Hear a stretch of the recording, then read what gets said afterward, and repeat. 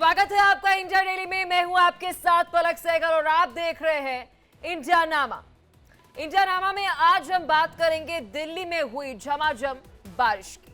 बारिश ने कैसे पूरी दिल्ली को अस्त व्यस्त कर दिया है, आपको दिखाएंगे दिल्ली के अलग अलग कोने से आई तस्वीरें, जिसने आज पूरी दिल्ली को जाम भी कर दिया और सरकार की पोल भी खोल दी। फिर बात होगी दिल्ली एयरपोर्ट की, जिसकी आज चर्चा खूब हो रही है। थोड़ी सी बारिश से कैसे एयरपोर्ट की छत गिर गई, इस हादसे में एक बड़ा सवाल खड़ा कर दिया है। इस पर हम आपको दिखाएंगे अपनी तैयार रिपोर्ट। साथ ही बात होगी झारखंड के पूर्व सीएम हेमंत सोरेन की, जिन्हें आज जेल से रिहाई मिल गई है। जेल से रिहा होने के बाद हेमंत सोरेन ने क्या कुछ कह दिया, आपको वह भी सुनाएंगे। फिर बात होगी एनडीए के सहयोगी दल अपना दल की, जहां पर उत्तर प्रदेश में हो रही नियुक्तियों को लेकर सवाल खड़े कर दिए हैं। विस्तार से इन सभी को खबर को आपके सामने रखेंगे इंडिया नामा में। तो चलिए शुरुआत करते हैं पहली बड़ी खबर के साथ। आज दिल्ली पानी पानी हो गई। दिल्ली में पहली बारिश से आज पूरा शहर बेहाल हो गया। हर सड़क पर सिर्फ पानी ही पानी नजर आया। झमाझम बारिश के साथ साथ दिल्ली वालों को जाम का भी सामना करना पड़ा। दिल्ली में भारी बारिश से जुड़ी देखिए हमारी स्पेशल रिपोर्ट।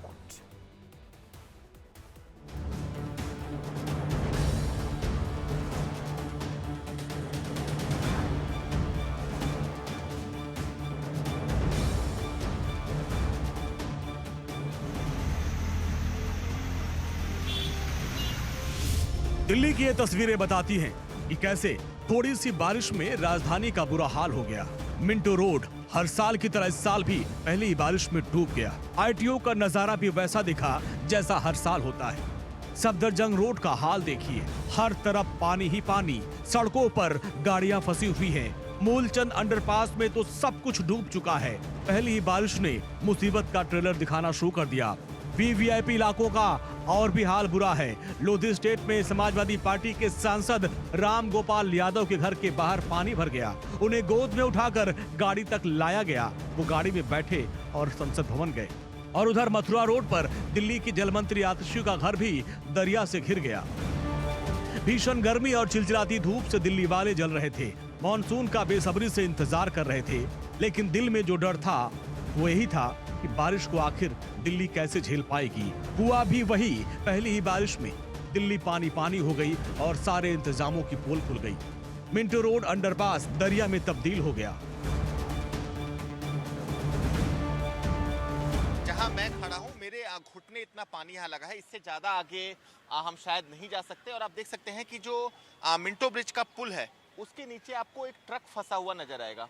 ये मिंटो ब्रिज वो सड़क है जो कहीं ना कहीं सेंट्रल दिल्ली को अभी के समय नई दिल्ली इलाके से जोड़ती है। जो सीपी का इलाका है, कनॉट प्लेस का इलाका है, वो यहीं से होकर जाता है। तो यानी ये मेन सड़क है। और ऐसे में आपको दिखाऊंगा कि मैं मेन सड़क पे इतने ज़्यादा पानी में खड़ा हूँ। यानी लगभग 7 घंटे की बारिश में जो दिल्ली है वो अभी के समय डूबी हुई नज़र आ रही है। न सिर्फ मिंटो ब्रिज, बल्कि आईटीओ के कई ऐसे इलाके हैं जहां जल भराव है। जखीरा अंडरपास है, मोतीनगर अंडरपास है। ये तमाम वैसे इलाके हैं जो अभी के समय पूरी तरह जलमग्न हो चुके हैं, क्योंकि बीती रात 2 बजे से ही लगातार बारिश हो रही थी और लगभग 6 घंटे तक दिल्ली एनसीआर में बारिश हुई है, जिसकी वजह से सड़कों पर जल भराव देखने को मिल रहा है।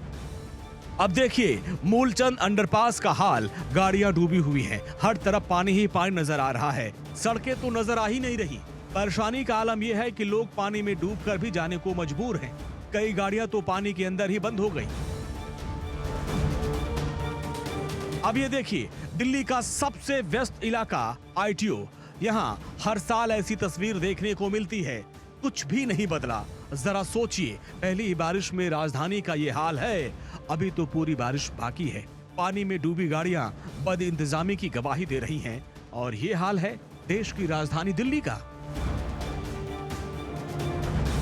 आप ड्यूटी पे जा रही हैं, क्या करें, मजबूरी है।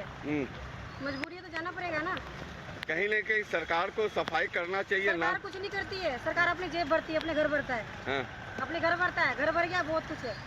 कितनी दिक्कत की सामना है। क्या करें, बहुत दिक्कत है।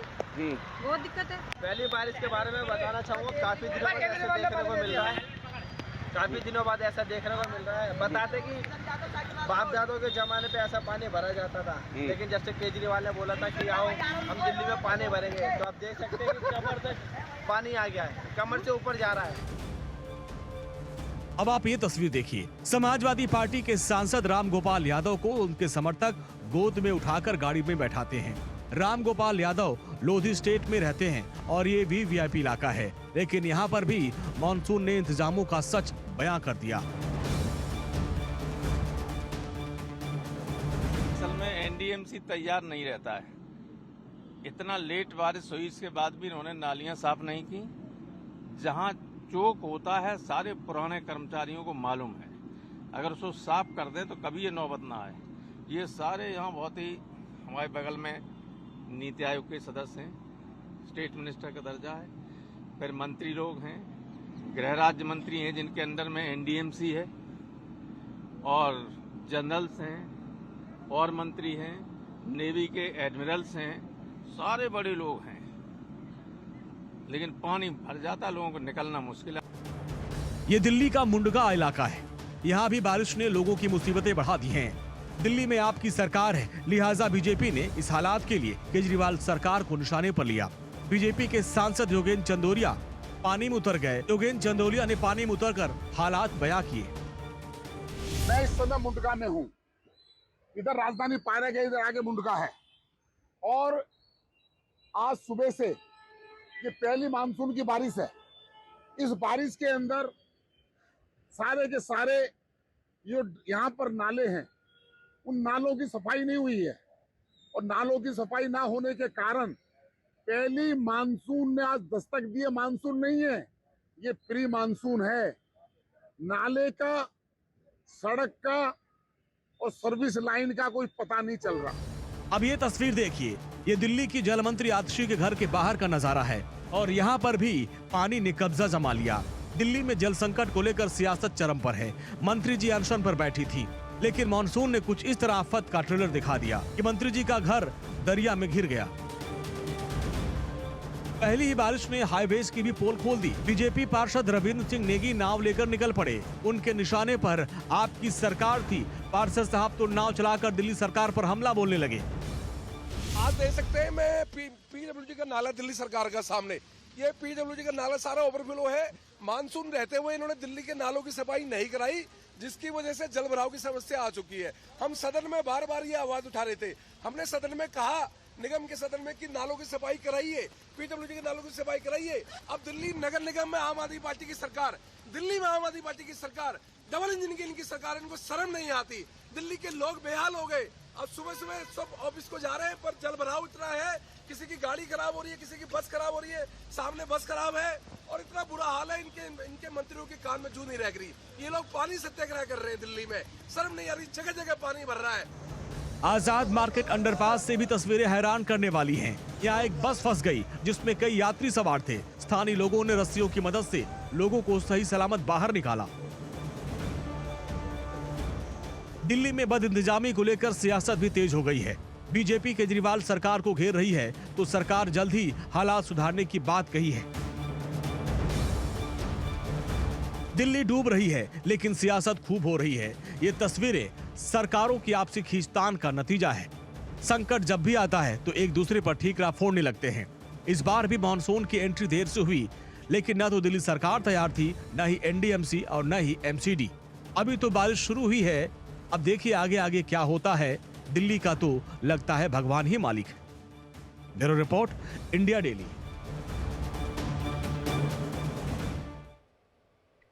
आपने दिल्ली में जल भराव का हाल तो देख लिया, जरा आप दिल्ली एयरपोर्ट का हाल भी आपको दिखा देते हैं। दिल्ली एयरपोर्ट के बारिश में क्या हाल हुआ है। एयरपोर्ट से आई इन तस्वीरों ने डीजीसीए और साथ ही एयरपोर्ट अथॉरिटी की भी पोल खोल दी है। देखिए रिपोर्ट।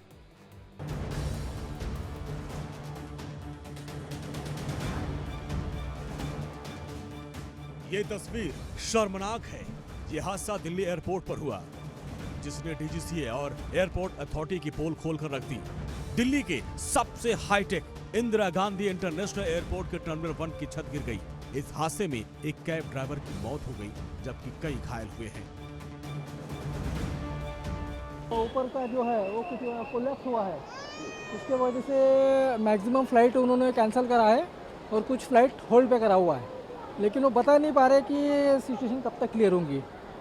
अभी रिसेंटली वो बता रहे कि आप टर्मिनल 2 में जाओ, वहाँ से कुछ आपका एडजस्टमेंट करके देंगे नेक्स्ट फ़्लाइट में।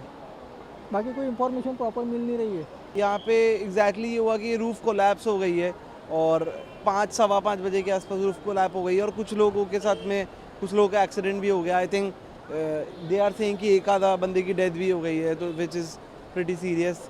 और यही सब चल रहा है यहाँ पे, समझ नहीं आ रहा है। एयरपोर्ट अथॉरिटी में कुछ जवाब है नहीं। क्या बोला है एयरपोर्ट वालों ने? अभी तक कोई क्लियर जवाब नहीं दिया, बस ये बोल दिया है कि ये एयरपोर्ट बंद हो गया, यहाँ पर कुछ नहीं होगा। अब जो भी होगा वो कोई क्लैरिटी ऑफ थॉट नहीं है यहाँ पे कि आगे जाके क्या प्रोसेस है, बट ये है कि यहाँ से कोई फ्लाइट नहीं चलेगी। हादसे के बाद टर्मिनल 1 को बंद कर दिया गया, कई विमानों को रद्द करना पड़ा। केंद्रीय नागरिक उड्डयन मंत्री राममोहन नायडू ने हालात का जायजा लिया और भरोसा दिलाया कि ऐसे हादसे फिर न हो, इसका ख्याल रखा जाएगा। पूरी तरह से इंस्पेक्शन करवाएंगे। अभी तो पूरा इवैक्यूएट कर दिया है, कोई आदमी नहीं है अंदर, तो पूरा बिल्डिंग का इंस्पेक्शन पूरी तरह से होगा। उसके लिए थोड़ा टाइम लेंगे, तो इसलिए जब तक ये बंद है अभी T2 और T3 से उनके ऑपरेशंस चालू होंगे। राष्ट्रव्यापी अब ऑडिट भी इस तरह के मेजर एयरपोर्ट जहाँ हैं, हाँ, मैंने बोला है कि बाकी जगहों पे भी जहाँ पे इस तरह के स्ट्रक्चर्स होंगे उसके ऊपर भी एक बार देखेंगे, क्योंकि मानसून का भी टाइम है। एयरपोर्ट हादसे को लेकर विपक्ष सरकार पर हमलावर है। कांग्रेस महासचिव प्रियंका गांधी वाड्रा ने कहा कि टर्मिनल 1 का उद्घाटन मार्च में पीएम मोदी ने किया था और जिसकी पोल खुल गई। प्रियंका ने सोशल मीडिया एक्स पर लिखा, मार्च में प्रधानमंत्री जी ने दिल्ली एयरपोर्ट टर्मिनल 1 का उद्घाटन किया था। आज उसकी छत ढह गई और जिसमें एक कैब ड्राइवर की दुखद मृत्यु हो गई। सवाल यह है कि प्रधान उद्घाटन मंत्री जी क्या इन घटिया निर्माण कार्यों और इस भ्रष्टाचारी मॉडल की जिम्मेदारी लेंगे? एयरपोर्ट हादसे के बाद पूरा विपक्ष मोदी सरकार पर हमलावर हो गया। पीएम मोदी के विकास मॉडल पर सवाल उठने लगे। ओवैसी ने कहा कि लोगों को दिखाने के लिए जल्दबाजी में उद्घाटन तो कर दिया गया और ये उसी का नतीजा है। बड़ी अफसोसनाक बात है ये, और हम उम्मीद करते हैं कि DGCA इसका नोट लेगा और ये क्यों हुआ, कैसे हुआ, इसका फौरन देश को बताने की जरूरत है। देखिए, G20 प्रधानमंत्री ने कहा मंडपम बनाया, अब मंडपम बनाने के बावजूद भी पानी रुका हुआ है, तो इससे अंदाजा हो सकता है कि ये जो जितने ऑप्टिक्स के लिए काम किए जाते हैं ना, इसका नतीजा ही निकलता है। आपको बुनियादी काम करने की जरूरत है। पीने के पानी की किल्लत है, बारिश हो तो पानी आ जाता है, तो ये सब चीजें कब तक इस तरह से ड्रामाबाजी होगी? देखिए, आज मैंने भी देखा टेलीविजन के ऊपर कि आज अभी शुरू ही हुई है और टर्मिनल 1 की छत गिर गई है और मुझे इसकी जानकारी नहीं है कि उसमें कोई व्यक्ति उसके चपेट में आया है कि नहीं आया है। 10 लोग घायल हैं, उनकी मौत भी हो सकती थी और जो घायल हैं कितने इंजर्ड हैं ये तो देखने वाली बात है। प्रधानमंत्री जी को खास तौर पे मैं कहूंगी कि सब ध्यान देना चाहिए और मुझे लगता है कि अदानी जी को सामने आकर के मीडिया के सामने उन्होंने ही इसका काम कराया था, तो उनको आगे आके बोलना चाहिए। चूक कैसे हो जाती है? जैसे मोदी साम्राज्य की हालत है वैसे ही टर्मिनल 1 गिरा है। 10 साल से रख रखाव उनका था, उन्होंने देखा था और उसके बाद भी ये हालत थी कि एक बारिश नहीं झेल पाई। मोदी सरकार का भी यही हाल होगा, पूरी तरह वही जिम्मेदार है। हादसे के बाद केंद्रीय नागरिक उड्डयन मंत्री ने मोर्चा संभाल लिया। राममोहन नायडू ने एयरपोर्ट जाकर अधिकारियों से बात की, आरोपों का जवाब भी दिया और कहा ये जो टर्मिनल की छत गिरी है ये यूपीए सरकार के कार्यकाल में बना था। प्रधानमंत्री साहब जो इनॉग्रेट किया वो दूसरा बिल्डिंग है, दूसरी तरफ है। जो यहाँ कोलैप्स हुआ है वो 2009 में 2009 में पुरानी बिल्डिंग है, 2009 में जो उस टाइम ओपन हुआ था, तो उसके ऊपर जो इंस्पेक्शन करना है वो अभी करवाएं। तुरंत हम कमेंट नहीं कर सकते, इसके ऊपर तो थरो इन्वेस्टिगेशन होना है और जो टेक्निकल एस्पेक्ट, जो फॉरेंसिक या सिक्योरिटी एस्पेक्ट जो देखते हैं बिल्डिंग का, वो सब अपना रिपोर्ट देंगे, तो उसके हिसाब से हम अगर कहीं पे कुछ लापरवाही रहेगी तो ये सरकार जरूर। देश के सबसे बड़े एयरपोर्ट पर हादसा कई सवाल खड़े करता है। जिम्मेदारी सिर्फ और सिर्फ सरकार की बनती है। विपक्ष आरोप लगाएगा, ये जरूरी भी है। सवाल ये उठता है कि अगर इस टर्मिनल का उद्घाटन 2009 में मनमोहन सिंह सरकार के कार्यकाल में हुआ था, तब भी नई सरकार को उसके रखरखाव की जिम्मेदारी थी, उसने क्या किया? Bureau report, India daily. तो वहीं आज संसद के दोनों सदनों में जमकर हंगामा हुआ। लोकसभा में नेता विपक्ष राहुल गांधी का माइक बंद कर दिया गया। ये आरोप कांग्रेस सांसद दीपेंद्र हुड्डा ने लगाया है। आखिर दीपेंद्र हुड्डा ने ये आरोप क्यों लगाया है, देखिए हमारी स्पेशल रिपोर्ट में। संसद के दोनों सदनों में मुद्दों को लेकर जमकर हंगामा हुआ।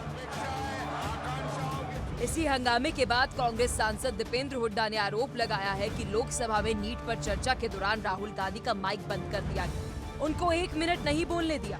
ऐसा करना शर्मनाक है। राहुल गांधी जी ने जिस रूप से शालीनता से उठाया और कहा कि इस पे दलगत राजनीति से ऊपर उठकर पूरे सदन का एक दृष्टिकोण बने, इस बात की मांग जब उन्होंने करी तो तुरंत उनके प्रस्ताव को न सिर्फ अस्वीकार किया गया, लेकिन उनके माइक को, वो जब बोल ही रहे थे तो माइक को स्विच ऑफ कर दिया। ये अच्छी परंपरा नहीं है। नेता विपक्ष को अपनी बात रखने का पूरा अधिकार है, उसके बाद जो निर्णय उस पर लिया जाए, लेकिन उनकी बात के बीच में माइक स्विच ऑफ करना एक अच्छी संसदीय परंपरा नहीं है। पूरा इंडिया गठबंधन, संपूर्ण विपक्ष इस बात को लेकर रोष में आया और हम आज यही मांग करते हैं सरकार से दोबारा कि इस मुद्दे पे तुरंत चर्चा हो। कांग्रेस के इस आरोप पर स्पीकर ओम बिरला ने जवाब दिया है। ओम बिरला ने कहा है कि माइक का कंट्रोल उनके पास नहीं होता है। माइक मैं बंद नहीं करता हूँ, पूर्व में भी आपको व्यवस्था दी थी, यहाँ कोई बटन नहीं होता। सर माइक तो दे दीजिए। मैं आपको पूर्व में बता चुका हूँ कि आप विषय राष्ट्रपति भाषण में रखें। पिछली लोकसभा में भी ऐसा ही विवाद हो चुका है। दोनों सदनों में माइक कंट्रोल करने के लिए अलग अलग पैनल होते हैं। साउंड इंजीनियर सभापति के आसन के साथ ही पीछे की ओर बैठते हैं। उनके और सदन के बीच शीशा होता है जिससे वो सदस्यों को देख सकते हैं। उधर कांग्रेस अध्यक्ष मल्लिकार्जुन खड़गे ने केंद्र सरकार पर निशाना साधते हुए कहा कि 7 साल में 70 पेपर लीक हुए हैं। करोड़ों युवाओं के साथ मोदी सरकार ने विश्वासघात किया है। नीट का एग्जामिनेशन बार बार 7 साल में 70 बार पेपर लीक होता है। I do not तो क्या है 7 साल में 70? I am not getting no. विपक्ष का लगातार ये आरोप लगा रहा है कि सरकार का विपक्ष के प्रति सौतेला रवैया है। हमने सोचा था कि आज सदन में खूब हंगामा हुआ। लोकसभा के अंदर अगर विशेष तौर पर अगर हम बात करें तो विपक्ष ने कहा कि नीट मामले पर चर्चा हो, तो वहीं दूसरी ओर कांग्रेस ने यह भी आरोप लगाया कि जब राहुल गांधी नीट परीक्षा पर बोल रहे थे तो उनका माइक बंद कर दिया गया। तो बड़ा सवाल ये उठता है कि सदन में कार्रवाई हल्ला होने के कारण एक बार फिर से स्थगित कर दी गई। तो चलिए इसी खबर पर और अधिक जानकारी के साथ हमारे सहयोगी ब्रह्म प्रकाश दुबे हमारे साथ जुड़ चुके हैं। ब्रह्म, एक बार फिर से तस्वीर देखने को मिली। विपक्ष का कहना है कि उनकी आवाज को दबाया जा रहा है और ये पहली दफा नहीं है जब कांग्रेस ने ये बात कही हो कि राहुल गांधी का माइक स्विच ऑफ कर दिया जाता है जब भी वे सदन में बोलते हैं। बिल्कुल, देखिए कांग्रेस पार्टी ने बड़ा आरोप लगाया है कि राहुल गांधी जब बोलने को खड़े हुए तो बीच में ही उनका माइक बंद कर दिया गया। हालांकि लोकसभा की तस्वीरें आपने देखी, जब 11 बजे कार्रवाई शुरू हुई और सबसे पहले श्रद्धांजलि दी गई दिवंगत सांसदों को और उसके बाद जैसे ही कार्रवाई शुरू हुई जो अपोजिशन के सांसदों ने हंगामा मचाना शुरू कर दिया। कांग्रेस सांसदों ने मांग की कि नीट पर चर्चा की जाए। राहुल गांधी जो विपक्ष के नेता हैं उन्होंने कहा, स्पीकर से कहा कि उनको बोलने दिया जाए, नीट पर महत्वपूर्ण बात रखना चाहते हैं। स्पीकर ने कुछ सेकंड का वक्त दिया भी उन्हें, लेकिन जैसे ही वो लंबा बोलने लगे इसके बाद से स्पीकर ने कहा कि देखिए एडजर्न मोशन का कोई भी प्रस्ताव मंजूर नहीं किया गया है, धन्यवाद प्रस्ताव पर चर्चा है, आपको जो भी बात रखनी है डिटेल में आप धन्यवाद प्रस्ताव के तहत रखिए जब चर्चा हो। लेकिन अपोजिशन ने ये बात नहीं मानी, हंगामा चलता रहा। लिहाजा एक बार एडजर्न हुई लोकसभा की कार्रवाई, दोबारा 12 बजे जब शुरू हुई फिर वही विपक्ष ने मांग की और हंगामा करना शुरू बिल्कुल ब्रह्म, बहुत शुक्रिया हर एक जानकारी साझा करने के लिए, क्योंकि विपक्ष लगातार ये मुद्दा उठा रहा है कि सदन में उन्हें बोलने नहीं दिया जा रहा और राहुल गांधी जब बोलते हैं तो माइक स्विच ऑफ कर दिया जाता है। ब्रेक के बाद एक बार फिर से आप सभी का इंडिया नामा में स्वागत है। खबर अब उत्तर प्रदेश से। उत्तर प्रदेश में ओबीसी की नियुक्तियों को लेकर एनडीए के घमासान शुरू हो गया है। बता दें कि एनडीए की तरफ से इंटरव्यू वाली नियुक्ति को लेकर एनडीए की सहयोगी दल अपना दल एस की चीफ और केंद्रीय मंत्री अनुप्रिया पटेल ने योगी सरकार की नियुक्तियों को लेकर एक बड़े सवाल उठाती है। उनका कहना है कि प्रदेश सरकार की इंटरव्यू वाली जो नौकरियां हैं उनमें ओबीसी, एससी और एसटी को वह योग्य नहीं कहकर नियुक्ति से रोक रही है। बाद में पद को अनारक्षित घोषित कर दिया जाता है। इस मामले को लेकर अनुप्रिया पटेल ने मुख्यमंत्री योगी आदित्यनाथ को लेटर भी लिखा है। उन्होंने मांग की है कि इस पर तुरंत रोक लगाई जाए, जिससे इन वर्गों से आने वाले अभ्यर्थियों में आक्रोश न पनपे। खबर पर और अधिक जानकारी के साथ हमारे सहयोगी अखंड हमारे साथ सीधा लखनऊ से जुड़ गए हैं। अखंड, अब उत्तर प्रदेश में ये क्या हो चला? एनडीए के सहयोगी दल की तरफ से ही सवाल जो है वह बीजेपी पर उठाए जा रहे हैं। क्या ये पूरा मामला है? क्या कुछ अपडेट? देखिए, इसे चुनाव नतीजों से जोड़कर जरूर देखा जाना चाहिए, क्योंकि जिस तरीके से चुनाव नतीजे आए हैं उसमें अपना दल का भी जनाधार बहुत तेजी से नीचे गिरा है। केवल अनुप्रिया पटेल किसी तरीके से जीत पाई हैं और ये जो खींच है, ये जो डर है उनका, ये डर कहीं ना कहीं हावी हो रहा है और ये योगी सरकार को घेरने की कोशिश दरअसल एनडीए पर एक दबाव बनाने की रणनीति के तहत देखा जा सकता है।